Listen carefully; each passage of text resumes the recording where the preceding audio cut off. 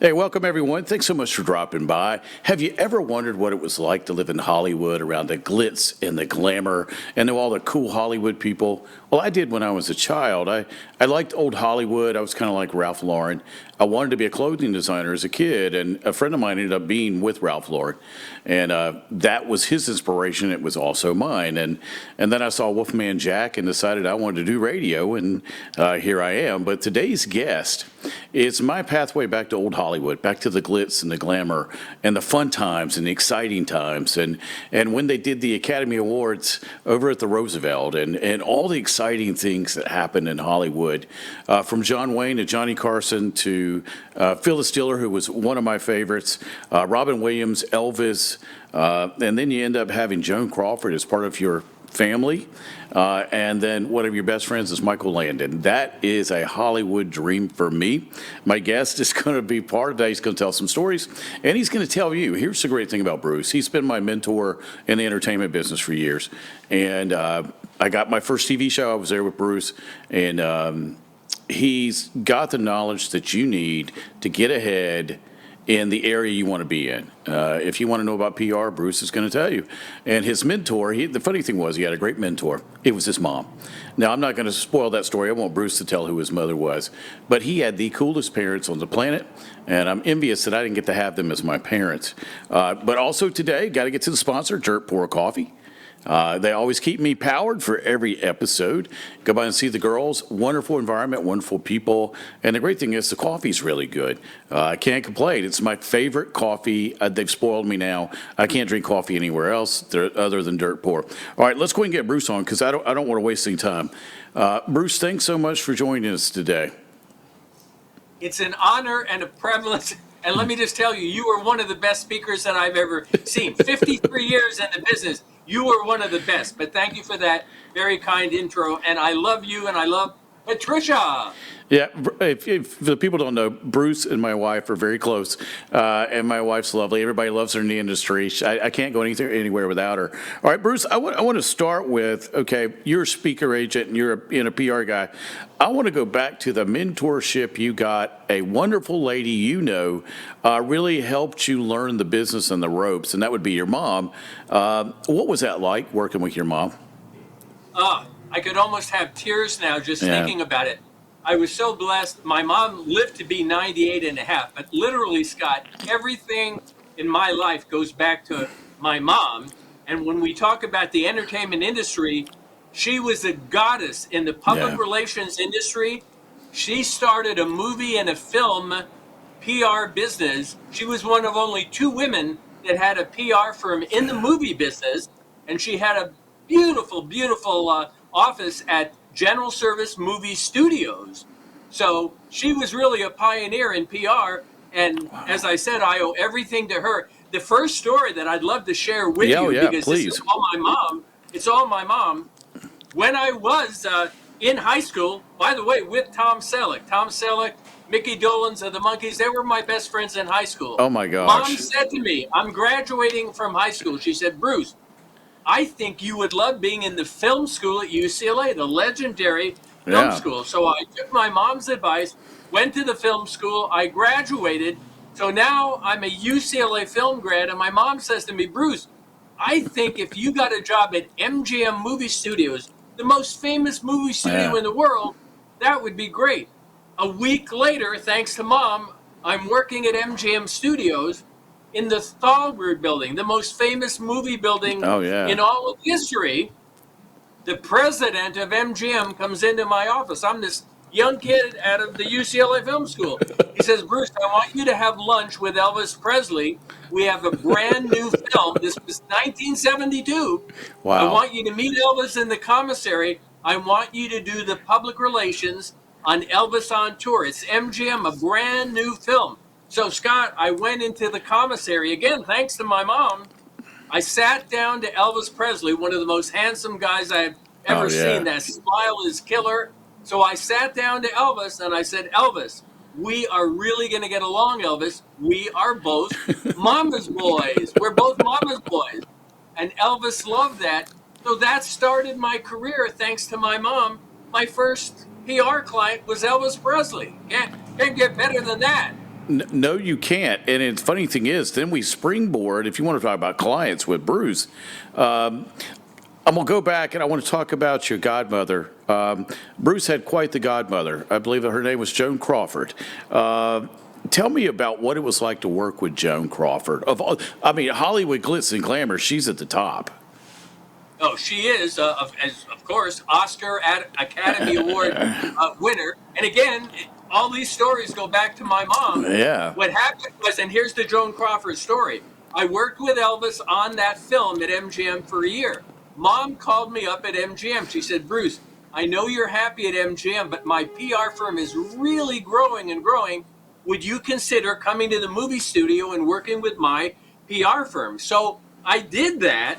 So the very first week, I walk into my mom's beautiful, luxurious office, and there is Joan Crawford seated at my mom's desk.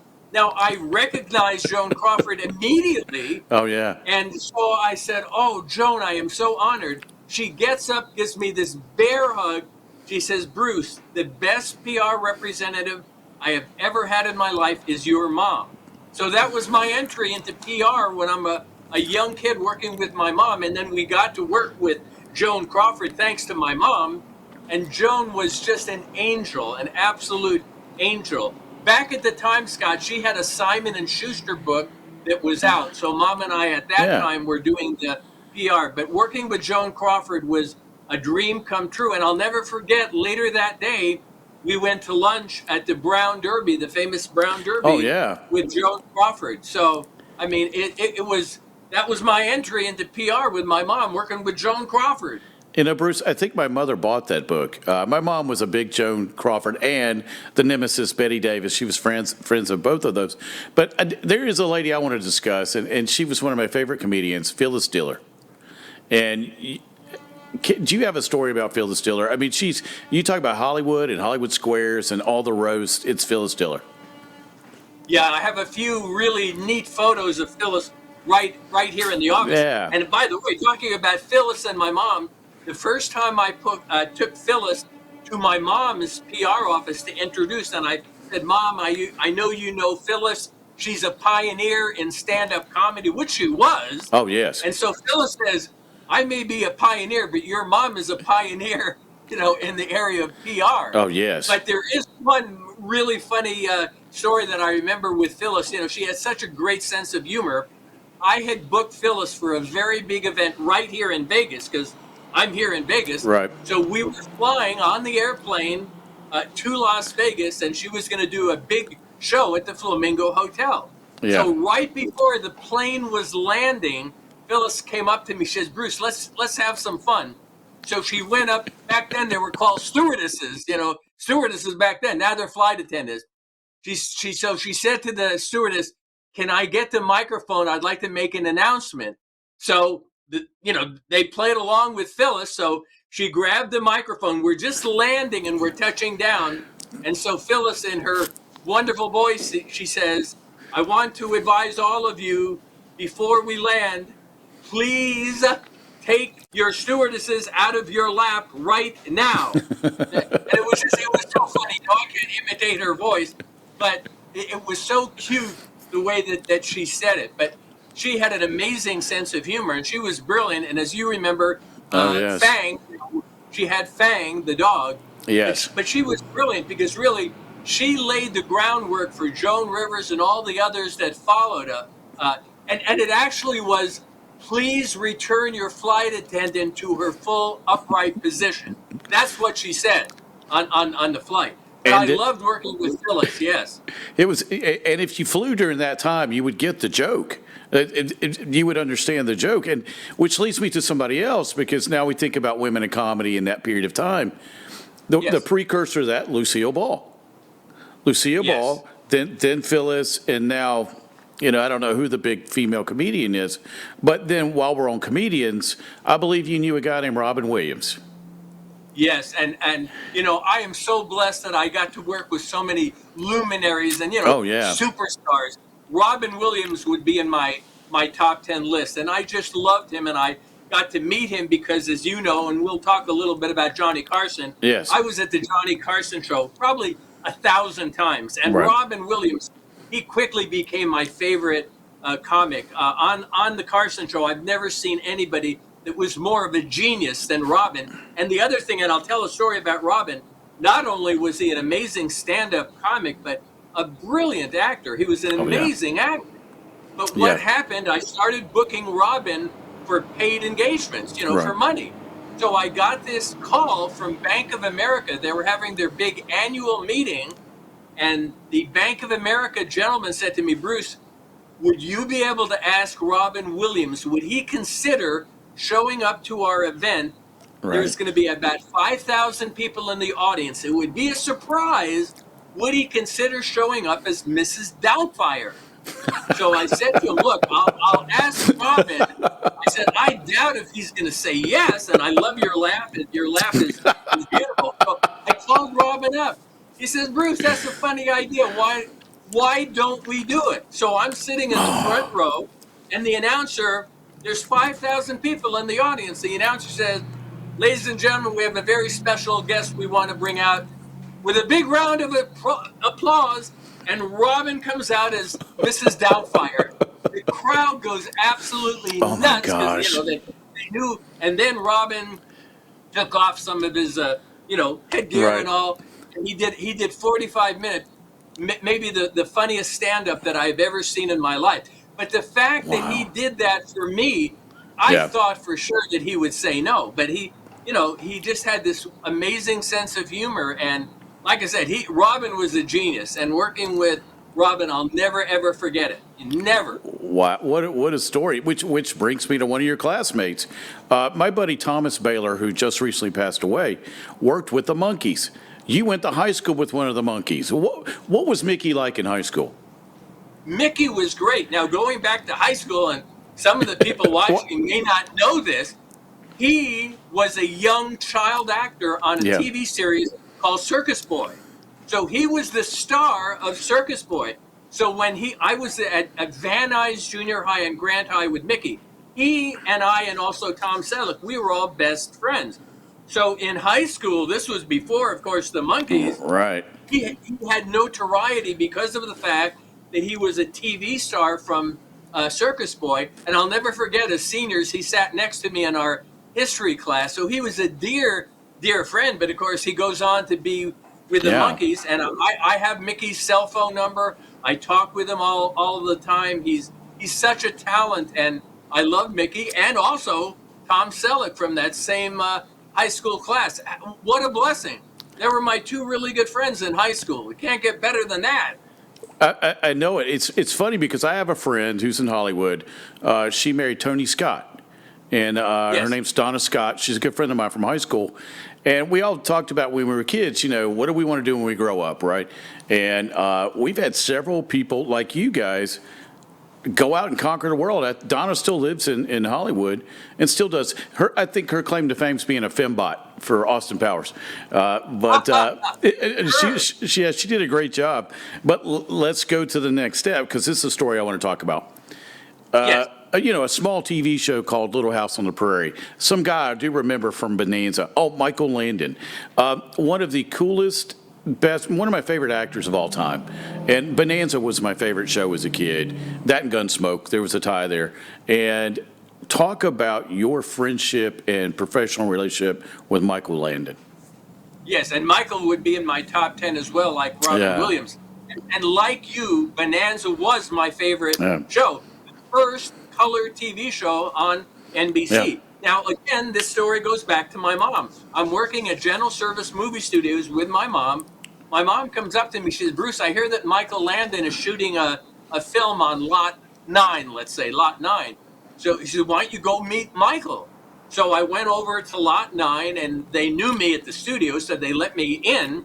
Michael was finishing a movie scene. When he was done, I went up to him. I was very polite. I said, Mr. Landon, this is my card. If I can ever have lunch with you, it would mean the world to me. He gave me that beautiful smile. 2 weeks later, Michael Landon calls me up. We're having lunch, and I'll never forget this. He says, Bruce, this is kind of neat. I'm working on a brand new TV show. It's called Little House on the Prairie. So I started working with Michael immediately. One thing, Scott, that a lot of people may not know, of course, great actor, like he said, Oh, an yes. amazing actor. But also, like on Little House, he directed many of the shows. He wrote many of the shows. So anyway, working with Michael Landon was one of the biggest blessings of my life. And then segue, Michael turns out to be one of the most important moments in my life because of Johnny Carson. Right. And can I tell that story? Oh, please do. It's an interesting story. Yeah, no, I'd love to do that. So Michael Landon is guesting on the Johnny Carson show, and of course I'm there with him. He finishes up, and by the way, Michael was one of the favorite guests ever of Johnny yes. Carson. Johnny had mentioned that many times. So Johnny comes backstage. He says, Michael and Bruce, why don't you guys come to my home in Malibu? I'd love to invite you guys over for dinner. So I said, God, we'd love to go. I knew that Michael Landon would say yes. Yeah. So we go to Johnny. He has this palatial home right on the ocean in Malibu.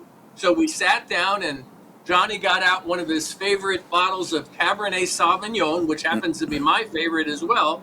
So he pours 3 glasses. He's toasting us just like this. He says, Bruce, this is 53 years ago. Bruce, I've got a great idea.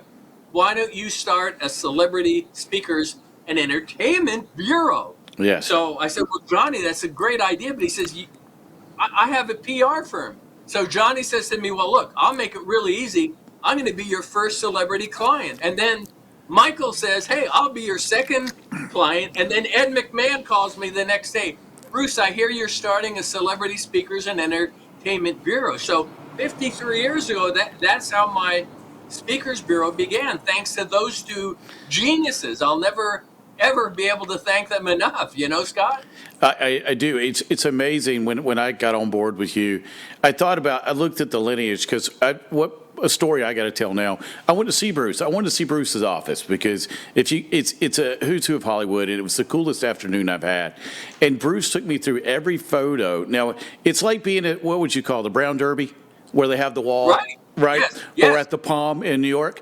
It's like going to the Palm or the Brown Derby where everybody's photo's there, and every single person in the whole purview he's worked with. Now, one of my favorite, we'll get back to Michael in a second, one of my favorites is James T. Kirk, William Shatner. You did get the rep. To me, that's, I'm a Trekkie. So when I found out you were with William Shatner, it just did it for me. Yes, I was really blessed. On the celebrity speaker side, when I'm dealing with the certified meeting planners, very often I'll ask the certified meeting planners, do you have a wish list for your event? Yeah. This particular event was a very big insurance association called LOMA, L-O-M-A, the biggest insurance association in the world. So the meeting planner said to me, we would love to book William Shatner. Bruce, can you book William Shatner? So at that time, I had never booked him. I said, I'll make 1 or 2 calls and I'll get to Mr. Shatner. I'll get back to you. So I got Mr. Shatner on the line. He said, Bruce, I'd love to do it. Obviously, it was a very high-paying engagement. Oh, yeah. So I flew to Orlando. He flew to Orlando, and I sat on the dais with William Shatner, and I was such a big hero because, of course, he got a thunderous standing ovation. But, Scott, what you'll appreciate, he was so nice. He agreed in advance with this big group at Loma. He took photos with all of the top executives. He signed autographs for all of them. Made me a hero, Scott, but William Shatner was just wonderful. I think he's now 94, but he was great, and I'll never forget how wonderful and warm William Shatner was. One of my favorite celebrity bookings, and thank you for mentioning that. So incredible. To me, Captain Kirk, I'm a Trekkie from the old days. Let's get back to Michael, because being one of my favorite actors now, there's a legacy here with Bruce, with Michael's family. Bruce, talk about the legacy where we have baby girl now that's part of your group, Michael's daughter. Yes, exactly. She is on that wonderful TV show. Name the TV show, Scott. Was it Yellowstone. Yeah. I thought you were going to mention Yellowstone. Yeah. I had coffee in my mouth. No, that's all right. But she's doing it. And Yellowstone happens to be one of my favorite TV shows. And now they have the spin-off of Yellowstone. Anyway, so she is on Yellowstone and doing absolutely great. And his eldest daughter, Cheryl Landon, is still my client. Of course, Michael introduced me to Cheryl. And one of the most touching things to me was when he went to heaven way, way too early. He was only 55 years old and he had pancreatic cancer, and that was so sad. So Cheryl Landon, the eldest daughter, said, Bruce, I want to write a book as a tribute to my dad. So she wrote a book called I Promised My Dad. It was a Simon & Schuster book, became a #1 bestseller. And Cheryl Landon and I went to Chicago to guest on the Oprah show. So it's something I'll never forget. But one of the saddest things that ever did happen to me was with Michael Landon. Scott, for about 6 months, he had this stomach disorder going on. The doctors had told him it was an ulcer. So we thought, well, he's on medication, it's an ulcer. He called me here in Las Vegas, Scott. He says, Bruce, I could hear his voice was very, very sad. I said, what's the matter, Michael? He said, I have just been diagnosed with pancreatic cancer. I don't want the tabloids coming out with a terrible story. Bruce, let's set up a press conference in Malibu. I want to be the one to announce that I had pancreatic cancer. So we did that. The saddest thing that I've ever been asked in 53 years of PR. He said, Bruce, please call Johnny.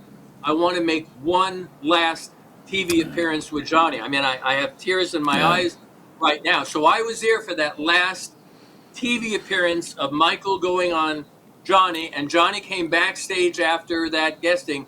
We had a group hug, the three of us together. And Scott, the saddest thing, 3 months from that day that Michael called me, he went to heaven. 3 months. Wow. So, God, do we miss Michael? I mean, that just pierced my heart, you know? Yeah, I remember watching the show. I did watch the show that night, and it was this sadness. And my mom started crying. Yes. And because, again, little Joe, and, Michael Landon just happened to be one of the best-looking guys in Hollywood. And my mom was a big fan. Him, Rock Hudson, and Elvis, of course. And so now there's a photo on, I think it's on your Facebook page, of a guy named Gerald Ford. I think if I remember right, he was a president. What was it like working with President Ford? Oh no, I love your sense of humor. As you know, and I'll answer because President Ford was great. I started booking all the past presidents, beginning with President Reagan. But this is a story that you'll really appreciate. I booked President Ford at General Motors in Michigan, and of course, he was a football player in Michigan. So what happened, it was really great. This is at General Motors in Detroit. He gives this wonderful talk, and he got a standing ovation. And with all the past presidents, they have all the Secret Service that are there for them. So as soon as he got the standing ovation, the Secret Service stormed the stage, and they're ready to whisk him off, and take him to his limousine. President Ford, and I'll never forget, it was such a classy thing. He says, wait a second, guys. I think some of the people here in the audience would like to ask me some questions. He stayed there another 30 minutes interacting and answering questions. He could have easily just left, and he's paid. But that, to me, was an example of President Ford. He had such a heart of gold that it was important to him to please the audience by answering some questions from them. So, I love President Ford. He was wonderful, Scott. Absolutely wonderful. People forget that he was a phenomenal football player at Michigan at a time when Michigan was killing everybody, and which was absolutely amazing. Now let's jump forward. Out of the Hollywood scene and everybody that you've done, who was probably the most unique person you worked with? I would say, and it's interesting, things just flash. Muhammad Ali. Because my first two sports clients were Muhammad Ali and Jackie Robinson. Believe me, Jackie is right here in my heart. But the reason that I mentioned Ali, again, who introduced me to Ali? My mom. Yeah. My mom introduced me to Ali. So the first time that I met Ali, I said, Muhammad, you're going to really get a kick out of this. I was born in Louisville, just like you. We're both Louisville boys. So he got the biggest kick, and, he had that wonderful smile. Oh, yeah. But the part of Ali that really touched my heart, I know you're aware of this, I am a Vietnam veteran, and I was in Vietnam, and sadly in '68, my very best friend was killed in a sniper attack. He died in my arms. So I had a talk with Ali because over 3 years of his life, he gave up fighting Yeah. because he was a conscientious objector. He did not believe in killing people, Right. or he did not believe in war. And I admired and I respected that. And we had a long talk about that topic. And I said, Ali, the fact that you were willing to give up 3.5 years of your career because you're nonviolent and you did not believe in picking up a gun and killing other people. So I really always admired that about Ali. And of course, with Jackie Robinson, what he had to go through Yes. going into the major leagues, the hostility and the hate. So both of them, when it comes to sports, I booked everybody, but Ali and Robinson will always have a special place in my heart because they were the first ones. But Yeah. truly, we can use the word legends, Scott? Oh yeah, Jackie Robinson's so amazing. Our son was in the movie 42 for a blink of a second, and it was funny because Jackie's roommate in the movie was one of my boys that I had taught, and Wow. I went to the set and got to hang out with them and talk to everybody, and I got to meet Chadwick Boseman before he passed. Oh, And Scott, that is so special. And what a and cool guy. We went. Oh, I'm so sorry I interrupted. We No. went to the movie premiere for 42. I loved it. And imagine this. I mean, getting chills. We got to sit with his wife. Yeah. Which was such a special thing. But Jackie, I admire and I respect him. And the other part, my dad was born and raised in Brooklyn, so we went to many Brooklyn Dodgers games. So I was already a huge Jackie Robinson fan Oh, before I yeah. ever even met Jackie Robinson. So that made it even more special. All right, so bringing up your dad, let's go ahead and get to your dad. Again, Bruce has got the coolest parents. Let's talk about your dad. Which hotel in Vegas was he running? Yeah, he was running the Flamingo Hotel. When we moved here in 1956, that's when we Right. moved here. I was in junior high school. Dad was the executive VP and general manager of the Flamingo Hotel. And because he had that position, he and Mom would invite me to see all of the legendary entertainers going way back to the 56, Oh, yeah. 57. So Sammy Davis Jr., Lena Horne, Judy Garland, Liberace, Frank Sinatra. They would take me to see all of them. But you're amazing when it comes to the entertainment area. Yeah. What really got me hooked on entertainment when I was 12 years old, they took me to see Sammy Davis Jr. at the Sands Hotel. Oh, yeah. And I knew about Sammy Davis Jr., but again, I was in junior high.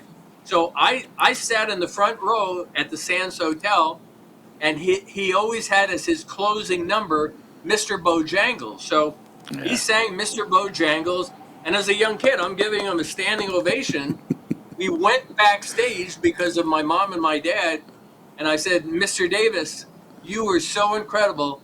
I now know that I want to work in entertainment. So this was at 12 years old, Yeah. the first time. And I said to my mom and dad, and we had a DeSoto back then, a DeSoto.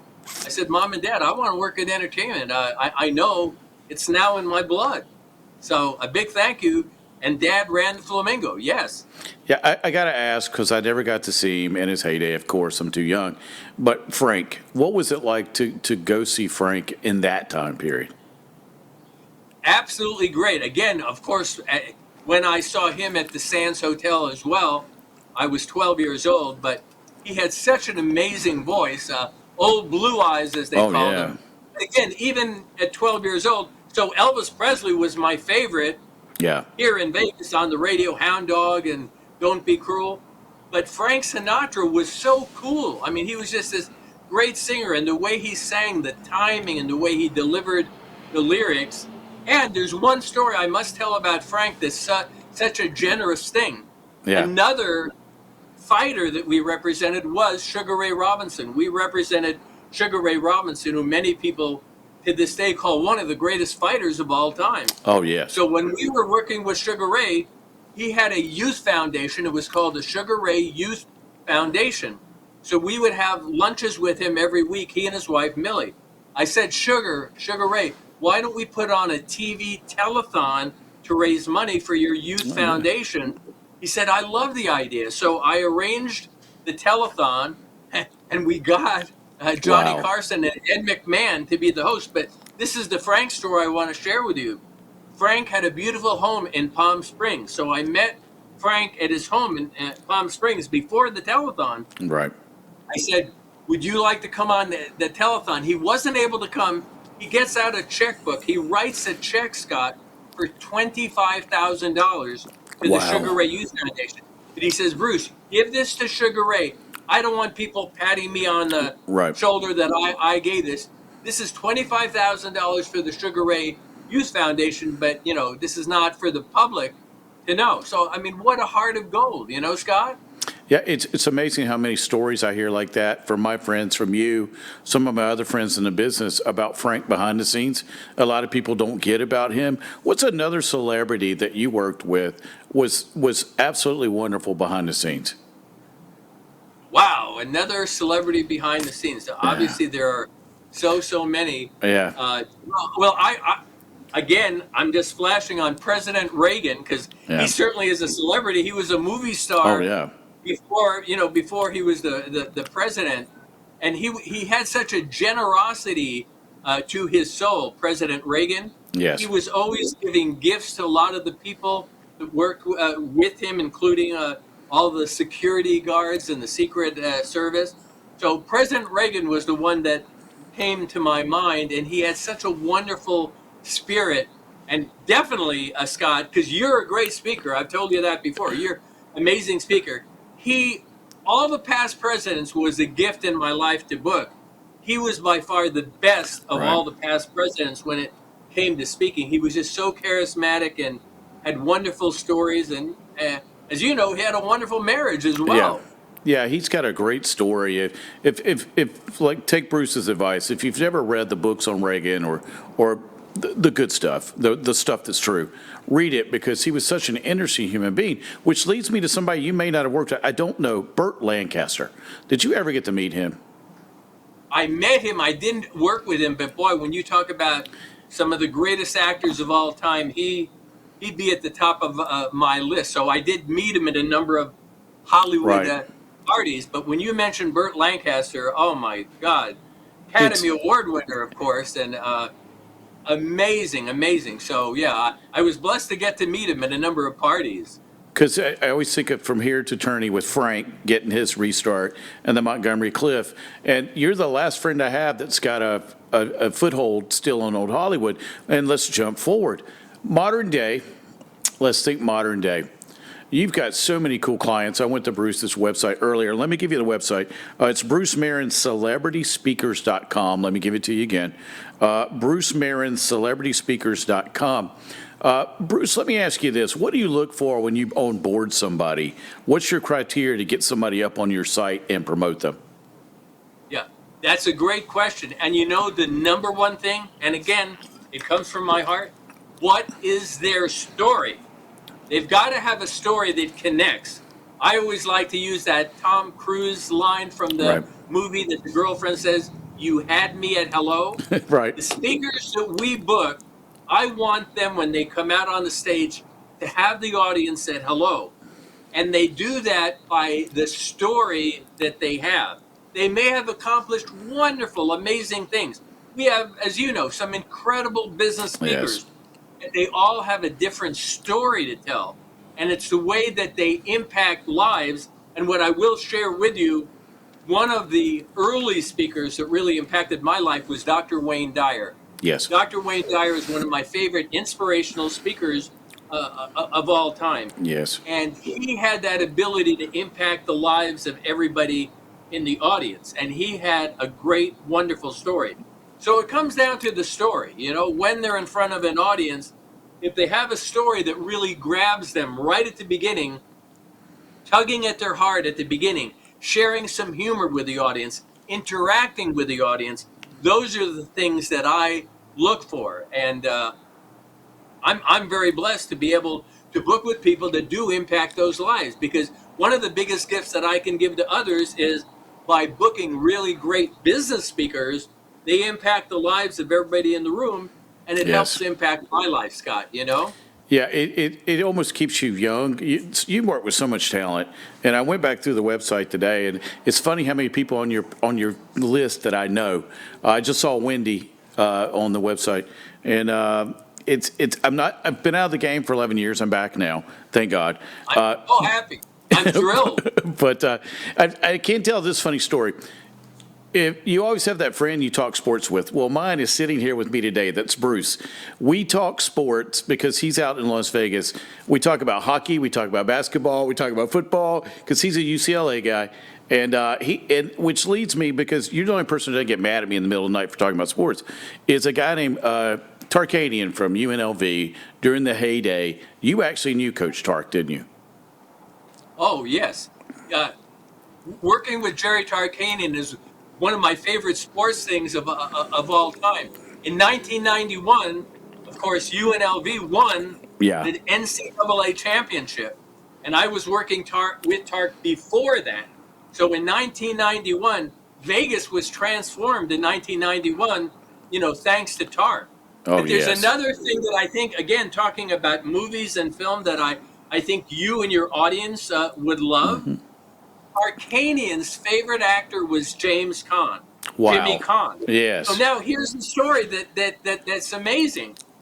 I get a call from a casting director here in Vegas. She says, Bruce, we're casting for a movie called Honeymoon in Las Vegas. Do you have a Jerry Tarkanian lookalike? They're asking for a lookalike. I said, I can book Tarkanian for you. I said, who's going to be acting?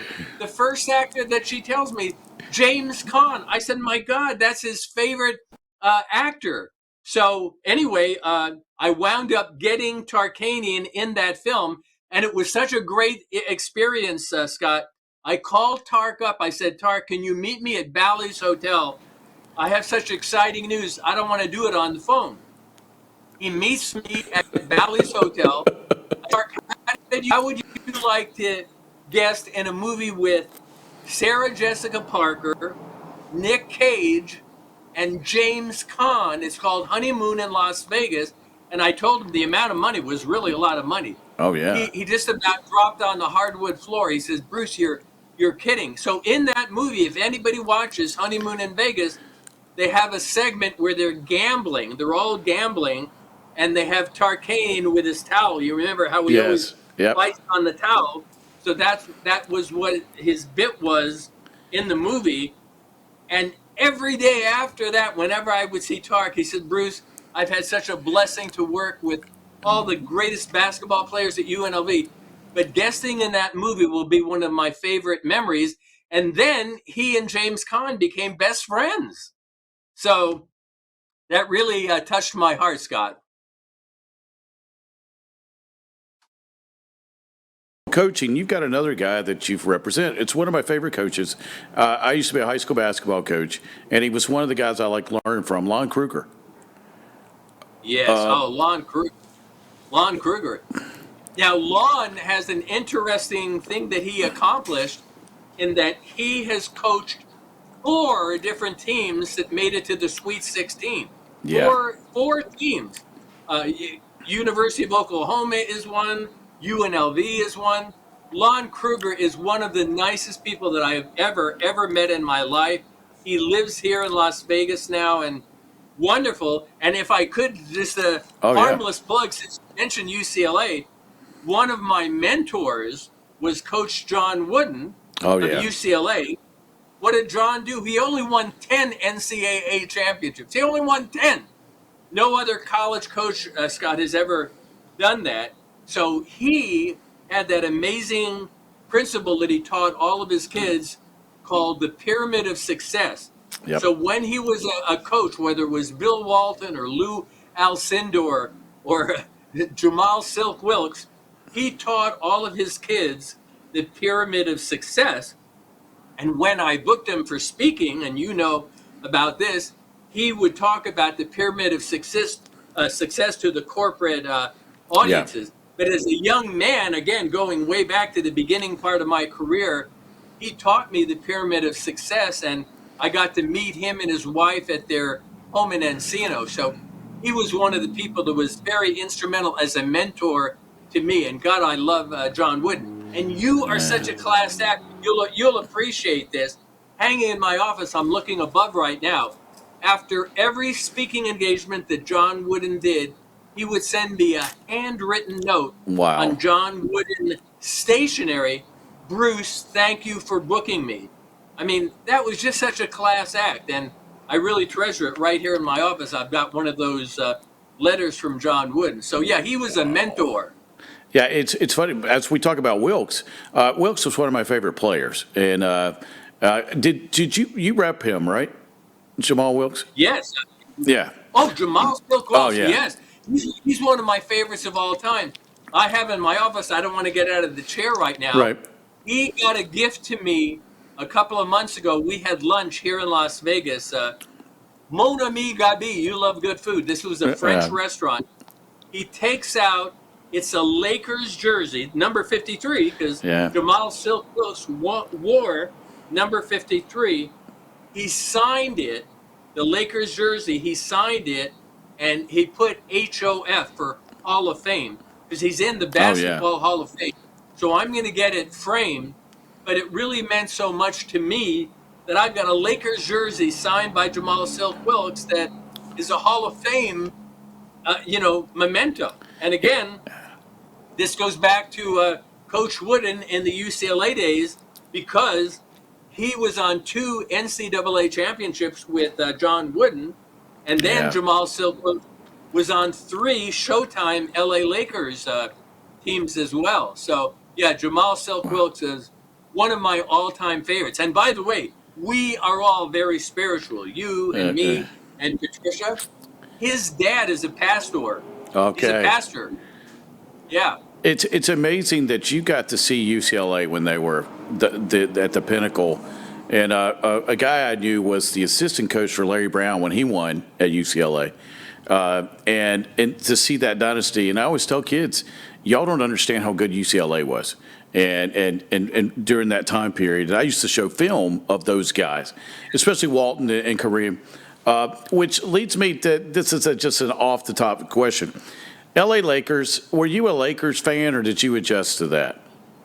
No, I was. Because Okay. what happened was we lived in Vegas 56 and 57. Then we moved to Sherman Oaks, California. So as a young kid, because I was living there, I was 13 years old at the time.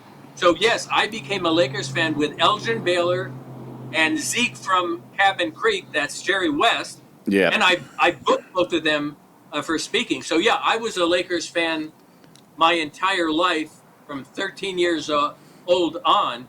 But of course, while I booked all of the Lakers, and this touches my heart, I'll never forget that I booked Kobe several times. And God, it's such a tragedy that happened with Kobe Bryant.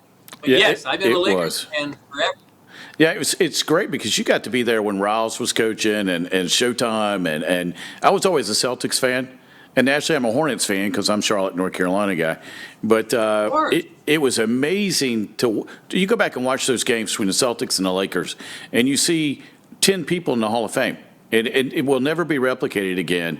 And so let me bring this around. We're about to go out of time. All right, let's say somebody's listening right now, and they want to get an audition with you. No, Bruce doesn't sign everybody. But what do they do? How do they get in touch? What's the process? What can they do? Yes. Number one, they certainly can go to the website, which you had. They can do it that way. Facebook is so easy because it's Bruce Merrin on Facebook. So they can text me on Facebook or Instagram, LinkedIn. LinkedIn is Bruce Merrin. But they're welcome to contact me, and I'll be happy to talk to anybody that wants to get in the speaking area. Imagine this. When I met Dr. Dyer, one of the most famous of all time, he had not written the book yet that became one of the biggest sellers of all time. So when I started working with Dr. Dyer, he was an unknown. So I love working with people no matter what the point in their life may be. But I would welcome talking to anybody that wants to be a speaker. I would welcome it, Scott. I can say Bruce is the best. He's my guy.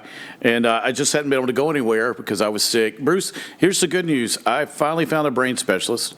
We're going through therapy right now. I think I finished my fifth therapy on June 5, which is great news. So maybe I can get back out there again because that's You my kidding? goal. I'm telling everybody, for 53 years, I booked all the legends. Scott is one of the best that I have ever witnessed. We'll get you on Delta Airlines, baby, huh? That's right, baby, because it's not too far from here, hour and a half from where we actually 2 hours. But as we close, I just want to say thanks so much for being in my corner all those years. I've learned so much from you. But I'm going to speak to everybody. If you ever get a chance to go to Bruce's office, I'm telling you, it's the coolest office, and I've been to a whole bunch of offices. We all have. But Bruce's stories of Bruce, you remember this, watching all the Westerns and stuff as kids. You brought that alive for me because I wanted to know those guys, and you did know those guys. And it was so cool to relive it. You know, when I'm standing in front of the board and to see every single person I held up as a star, and you got to rep them. And as you look back. By the way, I had dreams about Annie Oakley. I had dreams. Yeah, but no, I loved all the Westerns. Hopalong Cassidy. Oh, yeah. Gene Autry. I mean, on and on. But I loved all of those. The Cisco Kid. I loved all of those. It's amazing. You just don't make movies like that anymore, unfortunately.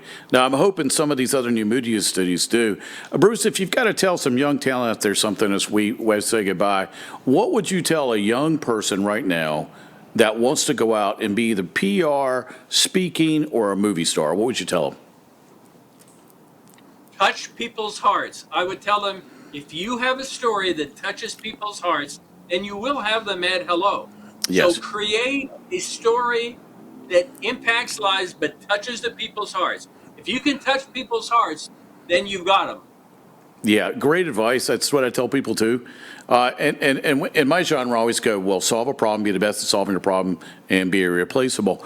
Bruce, thanks so much for being my mentor, being my friend, being the guy that I can text at 11 o'clock at night and you don't get mad so we can talk about the Knights. Stanley Cup, baby. Stanley Cup, the Knights, the Hurricanes. We got a shot. And Las Vegas Aces. How about them? Las Vegas Aces. Oh, yeah. WNBA up there is pretty hot right now. Yeah. Are you guys going to get the baseball team or not?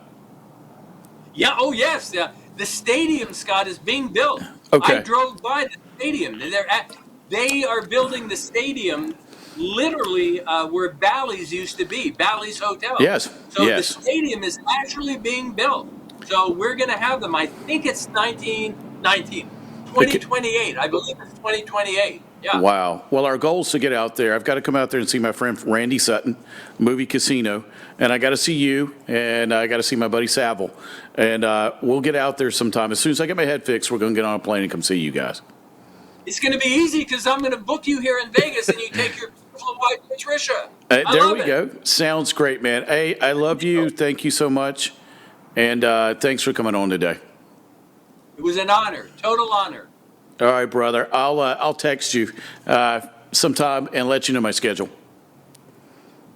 You got it. Thank you. All right, take care, man. What a privilege. All right, thanks so much for Bruce Merrin. Our relationship's real. He really is my mentor in the entertainment business. He's a wonderful human being. I love him. And I appreciate the fact that he never gets mad at me for texting him in the middle of the night about sports. And he's 3 hours behind, so it always helps. And we talk NBA, we talk football, we talk basketball, golf, whatever it is. And Bruce normally knows somebody that I'm talking about. All right, now we got to get to the mailbag. Now, remember, if you want to get set up with Bruce, he's one of the best. To me, he is. It's Bruce Merrin Celebrity Speakers.com, and Merrin is spelled Merrin. Also go to Facebook and LinkedIn. You get to see some of the cool photos he has on his Facebook page. So if you're ever in Vegas, it's worth lunch to meet him. He's such an inspiration to me, and he means so much to my wife and I. So, all right, let's get to the first question. All right, this is, guy, still having trouble reading, hadn't been an ophthalmologist yet. Got to get that far away from me. All right, what do I do when I'm at work and everything just keeps going wrong? Okay. Have we all had that day when we get to work and everything just falls apart? Whether it's the bad attitude at work, or you just dropped stuff, or you ran into something in the parking lot, or traffic was terrible anyway. And if you have kids, you know what it's like to go to work with vomit on your shirt. If you've ever had kids, you know what that's like. And then everybody's got an attitude when you get there, and the coffee ain't ready, and you got clients that are angry about something. And, oh, yeah, okay, yeah, I know what that's like. All right. You have to change the energy. What will happen is your vibration, if you keep that bad attitude, let's say you stubbed your toe on the dresser getting dressed and my whole day's just been terrible. Well, yeah, because you're an electromagnetic field. And whatever you put out has to be received back. It is sowing and reaping in a way, but it's magnetic feeling, magnetic radius. So whatever your magnetism inside is will attract whatever that is. So what you have to do is change your magnetism. You have to change how you feel. Now, you can't think bad thoughts and think, you can't say and think two different things. All right, so take yourself outside, take you in the bathroom, and readjust. Readjust your magnetic field to where it will mirror joy, happiness, whatever it is. And it is possible to change the outcome of the whole day. You can go from the worst day of your life, if you'll change the vibration, because vibration's everything, change the vibration to something that you want to receive. It'll end that part of your day, and you can recreate a day. It always, Jesse Duplantis says this, I say this, Wayne Dyer said this. Create your future and walk in it. Your future has to be whatever you can believe or whatever you say, and it's based on the vibration you place out. This is just science.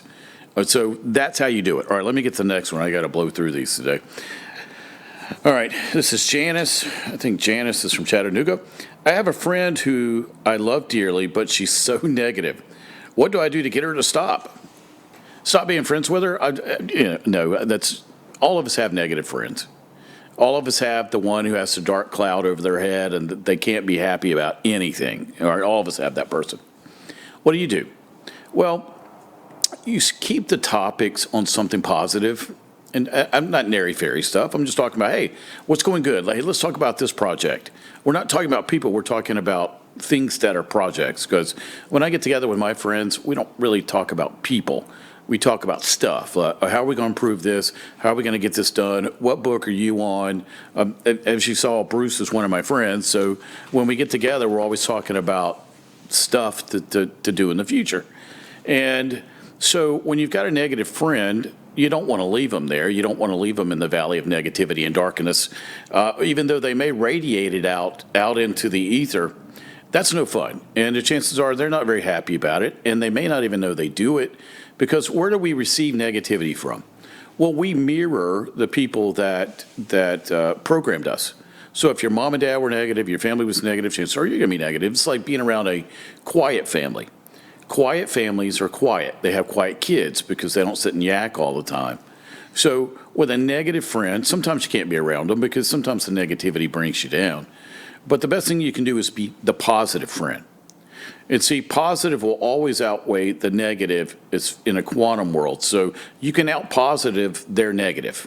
You just keep redirecting the topics and the traffic of the conversation, and you'll get them off of it. And because if not, it's really hard to be around people who are negative, and it's so draining you have to distance yourself. But I've never had much of a problem getting people to change topics and move on. All right, let me get to the next one. All right, Tracy, Charlotte, North Carolina. What do I do with a coworker who constantly lies about me and others? Lock her in the cooler. Why do I know that's a woman? Because guys don't do that. You'll lie about somebody one time and a guy comes in and clocks you, and that's the end of that. We have a way of solving problems. Now, so I know this is a woman. So what do? Well, management normally has to fire that individual. Normally, you can't have a cancer in the locker room. Just can't do it. Pro teams trade people like that. Normally, you talk to them first, so you have management speak with them. You can speak with them. I don't know where that's going to get you, but you can speak with them. You never let a bully take over, so you always meet that head on, ask them to be quiet. I'm assuming this is probably a smaller company. HR is pointless. So go tell management. But a lot of times, once this behavior has been displayed, right, you have somebody displaying behavior that betrays people. In a company, you don't want somebody like that, because if they're talking about one of the employees, they're going to talk about the owner, they're going to talk about management, they're going to talk about management's family, owner's family. This is a never-ending cycle, because this is what they do or how they conduct themselves in life. And you don't want that person on your team. It goes back to when I'm consulting people. I have a consulting business. Well, half of it I do businesses, and then I do families and individuals. And we teach people how to hire. How do you hire the right person at the right time? Because if you've ever owned a company, I have, it's costly to hire the wrong people, whether it's they give you a bad rep and clientele doesn't want to come back and they're rude to the wrong person, or they chase off good employees because bad employees. When a behavior is tolerated at a company, the good employees see that, and then they go ahead and go somewhere else. So when you hire nothing but bad people, you end up with a broke company because all you have is bad people. You don't have, it's you look for behavior signs. And remember, when you hire someone, you're not only hiring who you see sitting in front of you, you're hiring their mother, father, grandma, grandpa, aunts, uncles, brothers, sisters, because that's who programmed them. People always go back to their programming. They can be cool in front of you in an interview, or they can do stuff. And what I'll do is I'll give them a specific thing to talk about that has something to do with the job. And then I'll go. It throws them out of their automatic pattern of behavior and their pre-prescribed answer they were going to throw at me. And now I can see who programmed them, how they respond, because if you work for me or anybody else, whether it's Bruce, me, anybody in the entertainment business, it is very stressful in the entertainment business. It can be. Well, you've got to be able to think on your feet, and I don't need your programming slowing that down. If you've got a programming issue, that's great. We just get it fixed. But I have to know where I'm starting, who I'm hiring, where I can and cannot place you, and how you're going to represent my name and my company. So all things to think about, something you want to definitely talk about there. Now, if you have any questions for us, which is, I like mailbag because it gives me a chance to help everybody. It's Scott, down here at the bottom, Scott, or show at scotferrell.com. I don't even know my website sometimes. And also you can find us on every one of the available social medias here. I have a great social media staff. My girl Jessica's like my own daughter. She's lovely. But I have a great team. I can't complain. Without my wife, I'd be a high school basketball coach nobody ever heard of. So thank God I have the wife that I do. Now, leads me up to, as we close, is there somebody out there you haven't told how much you love? Is there something you're waiting on? Maybe it's to ask your girlfriend to marry you. Maybe it's the new job, the move, the career. Just listening to Bruce today should have encouraged you to take that chance, take that step, and go ahead and start going after what you want. Bruce is my shining example of why not to wait and to go ahead and get everything done right now. You got one shot at this. Make sure you make the most of it. All right, I'm Scot Ferrell. Thanks so much for coming by. I'll see you next time. Take care.